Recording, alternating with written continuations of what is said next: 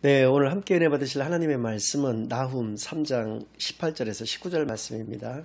구약 1301쪽에 있는 나훔 3장 18절에서 19절 말씀 제가 봉독해 올려드리겠습니다.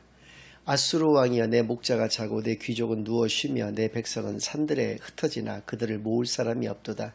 내 상처는 고칠 수 없고 내 부상은 중하도다. 내 소식을 듣는 자가 다 너를 보고 손뼉을 치나니 이는 그들이 항상 내게 행패를 당하였음이 아니더냐 하시니라. 아멘. 하나님 아버지 감사드립니다. 오늘도 귀한 주일로, 귀한 교회로, 귀한 예배로 인도해 주신 은혜를 진정으로 감사드립니다. 지금 이 시간 저희들이 지난 한 주일간 지었던 모든 죄악을 예수 그리스도의 십자가 아래에 다 내려놓고 오직 저희들의 온 마음과 정성을 다하여 하나님께만 드려지는 예배를 통하여 하나님께서만 영광 받으시는 은혜의 시간으로 이 시간을 인도하여 주시옵소서. 모든 것을 감사드리오며 예수 그리스도의 이름으로 기도드리옵나이다. 아멘. 네, 오늘은 위로 그 첫 번째 시간으로 오늘 본문 말씀을 중심으로 하나님의 말씀을 증거하겠습니다. 이번 주일과 다음 주일 2주간에 걸쳐서 나훔서를 통한 하나님의 은혜를 여러분들과 함께 나누는 귀한 은혜의 시간을 갖겠습니다. 이번 주일은 첫 시간인 관계로 나훔서에 대한 간략한 개요의 말씀, 또 나훔서가 우리에게 주시는 그 의미 등에 대해서 여러분들과 함께 상고할 것이고요. 다음 주일에는 이 나훔서의 의미적인 부분이 직접적으로 맞닿아 있는, 직접적으로 연결되어 있는 성경이 시편 73편의 말씀입니다. 그래서 시편 73편의 강해를 통해서 역시 나훔서의 그 의미에 대해서 좀 깊이 있게 여러분들과 함께 상고해보는 그런 귀한 시간을 갖겠습니다. 먼저 나훔서 1장 1절 말씀을 여러분들에게 봉독해 올려드립니다. 니느웨에 대한 경고, 곧 엘굿 사람 나훔의 묵시의 글이라. 나훔서는 니느웨에 대한 경고의 말씀이 기록되어 있는 성경이라는 의미입니다. 그것은 바꿔 얘기한다면 니느웨, 즉 아수르의 멸망에 관한 예언의 말씀이 기록되어 있는 성경이라고 하는 의미를 가지고 있고요. 또 여기서 나훔의 고향인 엘구스라고 하는 그 지명이 등장하고 있는데 이곳은 어딘지가 지금 현재로서는 굉장히 불분명합니다. 그런데 신약에 보면 가버나움이라고 하는 곳이 등장을 하고 있는데요. 그 가버나움이라고 하는 그 이름의 의미가 나훔의 마을이라는 뜻이거든요. 그래서 그곳이 혹시 엘구스가 아니었겠는가라고 추정을 할 뿐이지 역시 정확한 것은 아닙니다. 시대적인 배경 역시도 불분명합니다. 이 나훔 선지자가 어느 시대에 활동했었는가는 불분명하지만 BC 612년에 아수르가 완전히 멸망하거든요.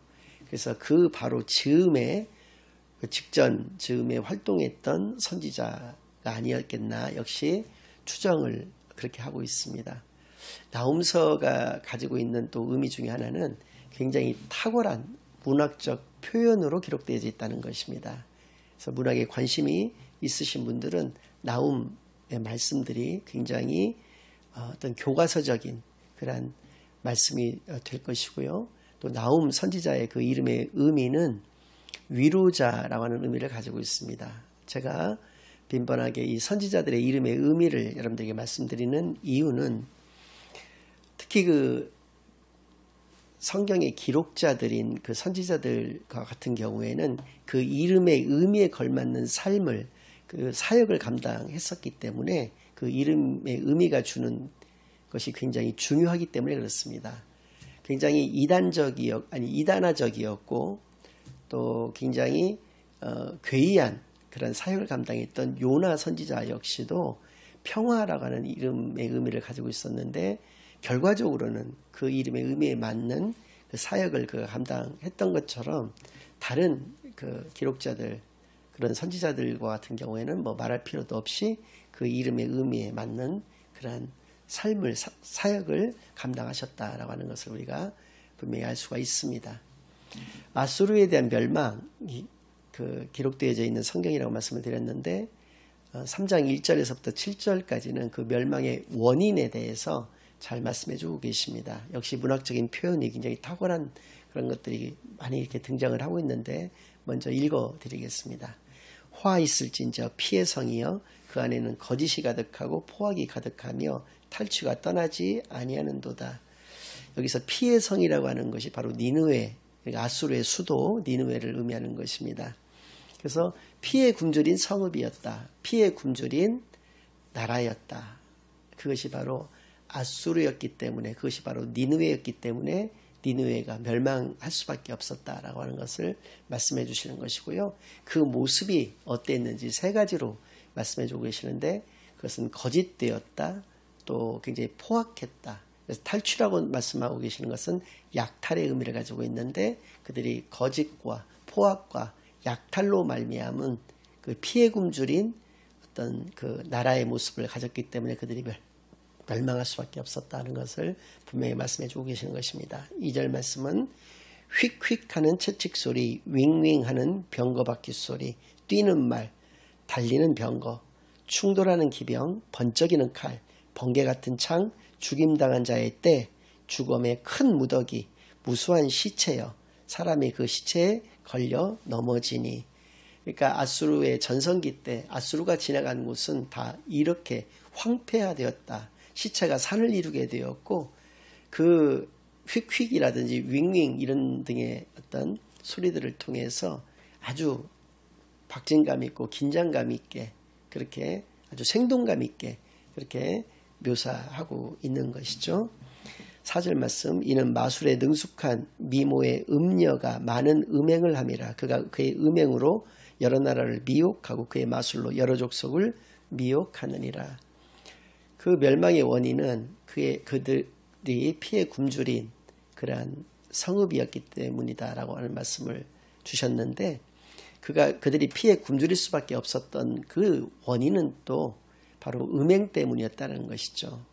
그러니까 음녀의 음행에 그러한 미혹으로 말미암아서 그들이 멸망할 수밖에 없었다. 음행이라고 하는 것은 성경에서는 우상 숭배를 의미하는 것이고요. 계시록 12장, 13장 등의 말씀을 통해서 그 우상이라고 하는 것은 결국에 사단의 대리인이다라고 하는 것을 우리가 분명히 알 수가 있습니다. 그래서 음행한다라고 하는 것은 사단을 숭배하는 것이다 라고 이렇게 얘기를 할 수가 있는 것이죠. 그러한 사단 숭배로 말미암아서 그들은 피해 굶주린 그런 야수와 같은 모습을 가질 수밖에 없었고, 그들이 가졌던 그 죄악의 모습으로 말미암아서 그들이 멸망할 수밖에 없었다라고 하는 것을 말씀하여 주고 계시는 것입니다. 그리고 그들의 미혹에 넘어질 수밖에 없는 것은 그것이 바로 사단의 유혹이기 때문이었다라고 하는 것을 이 미혹이라고 하는 말씀을 통해서 우리에게 알려주고 계시는 것이죠. 5절 말씀입니다. 보라, 내가 내게 말하노니 만군의 여호와의 말씀에 내 치마를 걷어올려 내 얼굴에 이르게 하고 내 벌거벗은 것을 나라들에게 보이며 내 부끄러운 곳을 문 민족에게 보일 것이요. 하나님의 심판이 그들을 기다리고 있다는 것이고요. 내가 또 가증하고 더러운 것들을 내 위에 던져 능욕하여 너를 구경거리가 되게 하리니, 그때 너를 보는 자가 다 내게서 도망하여 이르기를 니느웨가 황폐하였도다. 누가 그것을 위하여 애곡하며 내가 어디서 너를 위로할 자를 구하리요 하리라. 그들의 그런 포악된 모습, 또 약탈하고 거짓된 그러한 모습으로 말미암아서 그들을 위로하거나 동정할 자가 아무도 없게 된다. 그들의 멸망의 순간에도 또 오늘 읽어드렸던 18절 19절 말씀을 통해서 알 수 있는 것은 아무도 그것을 오히려 그것을 기뻐하게 되는 그러한 결과를 빚었던 것은 그들의 그러한 어떤 멸망이 원인이 되었던 그런 모습 때문으로 그렇게 되었다라고 하는 것을 말씀하여 주시는 것이죠. 그렇습니다. 이거에 대한 아주 비근한 예가 되었던 것이 남유다의 아하스 왕의 시대에 있었습니다. 그러니까 이사야서를 보면 이제 아하스 왕의 시대에 활동했던 선지자가 이사야였는데요. 그때 아람이라고 하는 나라와 북이스라엘이 연합해서 남유다를 침공을 하고 있었습니다. 그때 이 아하스 왕 앞에 이사야가 하나님의 말씀을 들고 오는 것이죠. 그래서 두려워하지 말 것을 먼저 얘기해 주신 다음에 하나님께서 너희를 지켜주시겠노라 말씀을 하여 주셨습니다. 그러면서 그것에 대한 징조를 네가 구하라고 했습니다. 높은 데건 깊은 데건 상관없다. 어느 것이든 관계가 없으니 네가 그 징조를 하나님께 구해서 그것을 하나님께서 이루시면은 너희들을 지켜 보호해 주신다는 그 약속도 이루실 것이라는 것을 믿고 네가 안심하고 그 대적들에 대해서 두려움을 갖지 말고 대처할 것을 말씀하여 주셨는데 아하스 왕이 내가 어찌 감히 하나님을 시험할 수가 있겠습니까? 라고 굉장히 믿음 있는 그런 말을 하면서도 결국에는 그가 그 두려움을 이기지 못하고 당시의 강대국이었던 아수르에게 원조를 도움을 요청을 하게 되는 것이죠. 실제로 많은 이제 재물들을 갖다 주고 많은 보물들을 갖다 주면서 그렇게 도움을 요청해서 아수르가 그들을 돕습니다. 그래서 아람과 북이스라엘 연합군을 패퇴시키게 되죠. 그래서 아수르의 대승으로 전쟁은 끝나게 되는데 문제는 아수르가 이렇게 남유다를 지켜주겠다라고 하는 이 약속을 깨뜨리고 남유다 역시도 침공하게 되었다라고 하는 것입니다. 그래서 그때 당시에 상당히 위기의 어떤 순간들을 겪게 되는데 결국에는 나중에 그 아수르에 의해서 북이스라엘이 결국 멸망을 하게 되는 것이고요.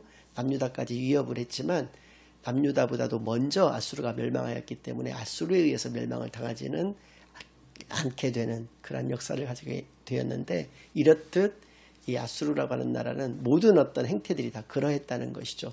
거짓과 포악과 약탈을 일삼았던 그러한 나라였고 그 니느웨는 그 나라의 수도였다라고 하는 것을 우리에게 분명히 알게 하여 주시는 것입니다.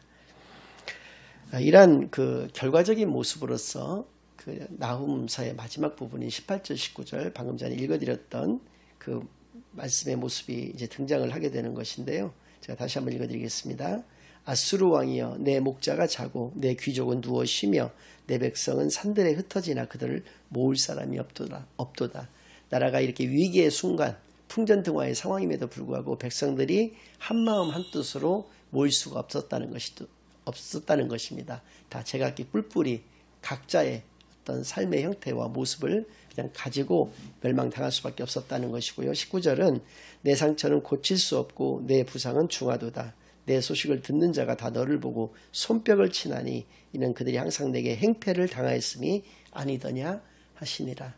그들에게서 이렇게 억압당했던 그 모든 그 주변 나라들이 그들에게 손뼉을 쳤다라고 하는 것은 그것을 그들의 멸망을 기뻐하였다는 것이죠. 아무도 그들을 위로해 주거나 어떤 그 도움을 주는 그러한 사람들이 없었다. 오히려 그들의 멸망을 기뻐하고 즐거워하였다. 그래서 그들에게는 친구가 없었다라고 하는 것을 분명히 말씀해 주시는 것이죠. 이 나훔서가 가지는 의미는 크게 두 가지로 우리가 살펴볼 수가 있습니다.